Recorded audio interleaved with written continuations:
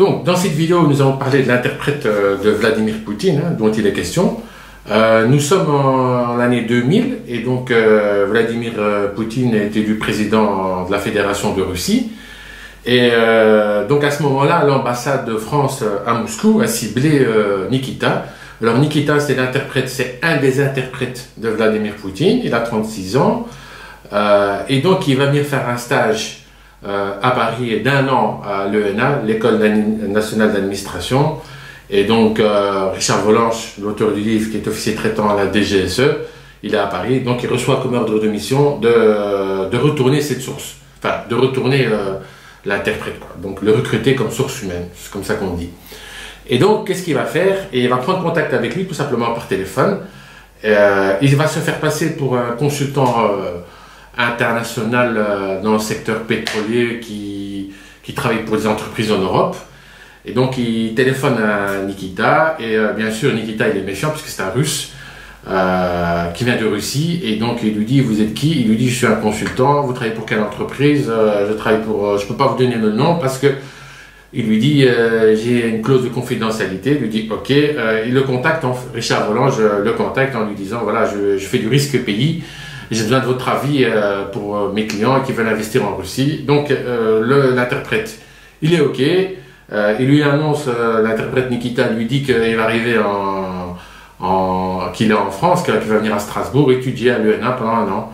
Et donc, ce qu'on apprend dans cette mission aussi, dans ce travail d'approche, c'est que Nikita parle un français tip-top et qu'il a appris tout à Moscou. On découvre aussi le personnage de Nikita, hein, donc il le décrit comme quelqu'un qui est raciste, raciste contre les personnes noires et contre les SDF.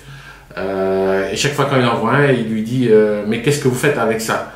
L'air de dire il faut les dégager de la rue, quoi. Il ne faut pas laisser ces gens-là circuler. Ça c'est le personnage de Nikita. Alors Nikita aussi, il le voit comme quelqu'un de chaleureux, quelqu'un qui est gentil, tout ça, quoi. Il l'apprécie, c'est quelqu'un d'intelligent, Nikita. Et qu'est-ce qu'on peut encore découvrir sur la personnalité de Nikita? C'est qu'il est fasciné par le personnage de Vladimir Poutine. Il le voit comme un dieu.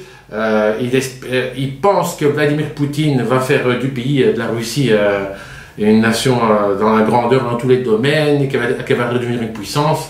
Et Nikita explique aussi qu'à l'époque, quand il y avait les pays satellites qui faisaient partie de l'URSS autour de la Russie, quoi, il était obligé d'avoir 2 travails, et il vendait du papier peint plus son travail de fonctionnaire, quoi. Donc ça c'est pour le personnage de Nikita. Donc il prend contact avec, comme je vous ai dit, avec Nikita, et il lui dit ok, je vais venir à Strasbourg, je vais te rencontrer. Pour cette mission, donc, il va louer une chambre d'hôtel, hein, il habite dans une chambre d'hôtel. Il a assisté dans chaque mission avec Nikita avec une équipe de sécurité. Donc en fait, cette équipe de sécurité, elle doit faire un parcours de santé, on va dire, pour la rigolade, mais sérieusement, ils doivent faire un parcours de sécurité, en fait, pour être sûr que ni Nikita ni Richard Volanche ne soient suivis par une autre équipe de sécurité de l'ambassade de Russie, du KGB. Parce qu'en fait, quand on est quelqu'un de sensible, les services de votre pays peuvent vous suivre pour voir est-ce que tout est clean chez vous, quoi. Voilà, donc c'est ça qu'elle sert l'équipe de sécurité de la DGSE, pour sécuriser le trajet. Donc ils vont sécuriser le trajet entre l'ENA et le restaurant. Donc le premier rendez-vous, hein, donc il explique, hein, ça se passe au restaurant. Nikita choisit un restaurant qui s'appelle le Crocodile à Strasbourg. Et donc c'est un restaurant luxueux, hein, qui coûte cher. Et donc il va commander du Corton de 1976. Il va commander un grand plat de fruits de mer. Boum, l'addition 300 €. Il met 350 dans sa poche, 300 et quelques euros exactement, il disait. Donc il va payer 350 €. Et alors Richard Volange, l'officier de la DGSE, il se plaint un peu parce qu'il raconte dans le livre que quand on a un dîner avec une source humaine, pour le recruter, c'est 50 € par tête, le déjeuner à midi, quoi. Et donc là, il lâche 300 €, donc ça démarre fort. Et dans toute cette mission, on voit que Nikita, il boit comme un pété, quoi. Il boit, c'est un buveur de bière. Et Richard Volange, il explique, par exemple, quand il a un rendez-vous le soir avec lui, ou à midi, il boit le russe. Et pour pas que lui, il s'évanouisse en buvant, qu'est-ce qu'il faisait? Il buvait des œufs. Et pourquoi il buvait des œufs? Pour que, en fait, les œufs tapissent l'estomac, et en même temps ça permet de ne pas tomber directement dans la soulardise, quoi. C'est comme ça que j'ai compris, quoi. Enfin, c'est un truc, c'est une astuce, quoi. Et donc, comme ils vont se rencontrer, il va approcher sa source, hein, en posant des questions vraiment très simples au départ, quoi, des trucs qui faisaient partie de la culture générale. Et en effet, il va réussir à recruter sa source, c'est-à-dire que Nikita, par exemple, il va toucher jusqu'à 1000 € pour un rapport écrit. Il va signer avec sa propre signature les reçus d'argent qu'il va recevoir de l'officier traitant de la DGSE, notre espion du livre, quoi. Et il raconte aussi, par exemple, qu'il va lui donner le nombre d'agents du KGB infiltrés à l'ambassade de Russie à Paris. On apprend aussi qu'un jour, pour fêter c'est Nikita qui explique, hein, il va aller fêter, ils sont au restaurant, ils vont aller fêter l'anniversaire du SVR, les 10 ans du SVR à l'ambassade de Russie. Et Nikita dit qu'il est invité à cette soirée et qu'il y aura entre 120 agents du SVR présents. Alors, le SVR, c'est une agence d'espionnage, de renseignement qui est centrée sur l'étranger, qui est déployée à l'étranger. Il y aura 120 agents du SVR présents à l'ambassade de Russie, clandestins et officiels. Donc c'est une occasion pour la DGSE, bien sûr, de prendre des photos des visages et après de travailler dessus, quoi, ou de la DST aussi. Et donc, on voit aussi dans le livre, par exemple, que Richard Volange, il explique dans le livre qu'il n'allait pas trop loin, que Nikita, il hésitait. Il y avait une frontière que Nikita ne franchissait pas, c'était tout ce qui était sensible sur le pays, quoi. Donc Nikita, en fait, il vient de Saint-Pétersbourg, comme Vladimir Poutine. Il faut savoir aussi qu'en Russie, bon, c'est le FSB qui dirige le pays, les services secrets, et que tous ceux qui sont du FSB, ben, ils sont nommés à des postes administratifs, des postes à des banques, à tout ce qui est entreprise publique de l'État. Et ils ont tous des postes stratégiques, donc c'est le KGB. Et si vous regardez sur Internet à l'heure actuelle, vous verrez que tous ceux il y a une grosse proportionnalité des postes à responsabilité qui sont confiés à ceux de Saint-Pétersbourg. Pourquoi Saint-Pétersbourg? Parce que c'est la ville où Vladimir Poutine est né, où il a grandi, quoi. Donc voilà pourquoi il donne des postes à responsabilité à des agents du FSB. Donc on en revient dans le livre, ça c'est l'anecdote, enfin c'est ce que je sais, quoi. Donc on en revient dans le livre. Alors par exemple, les trucs qui vont faire rigoler, c'est que Nikita il va aller faire un stage à la préfecture, je sais plus, dans le Nord, je pense, si je me rappelle bien, chez un préfet.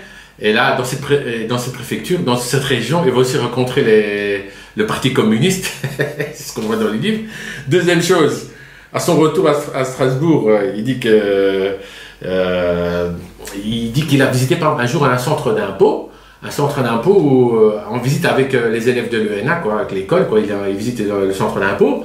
Et la chef du centre d'impôt, elle dit que voilà, avec notre ordinateur, tous les contribuables sont centralisés. Donc on tape le nom d'un contribuable, on sait directement qui il est et est-ce qu'il a déclaré son patrimoine, ses finances, enfin tous ses revenus, tout ça, quoi.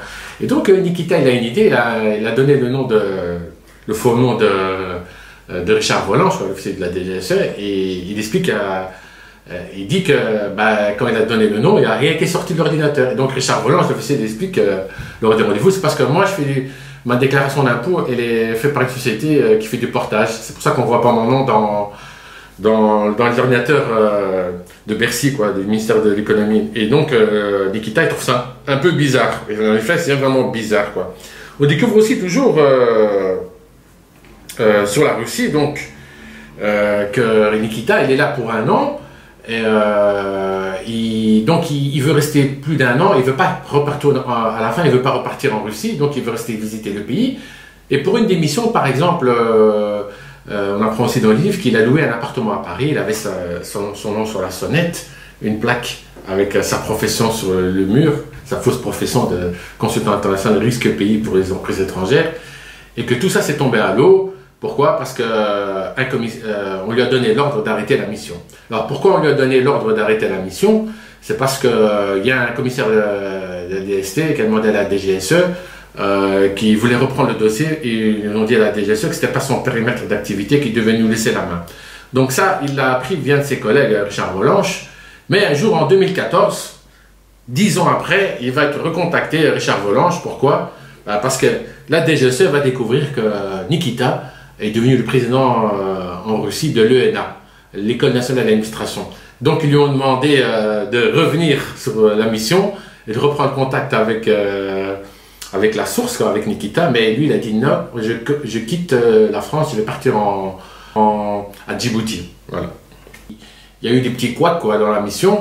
Par exemple, la source Nikita, il a dit que il avait rendez-vous avec des copines ukrainiennes, avec une copine ukrainienne, et donc il était saoul à un de ses rendez-vous, et il montre un bout de papier, et sur ce bout de papier, il y a le code, le digicode de l'immeuble, et donc l'équipe de sécurité vont filer le Nikita, le fameux Nikita, et ils arrivent devant l'immeuble, et ils veulent rentrer dans l'immeuble, mais donc ils font le code, ils appellent Richard Volange, ils demandent le code, il lui donne le code, il lui dit non, c'est un autre code.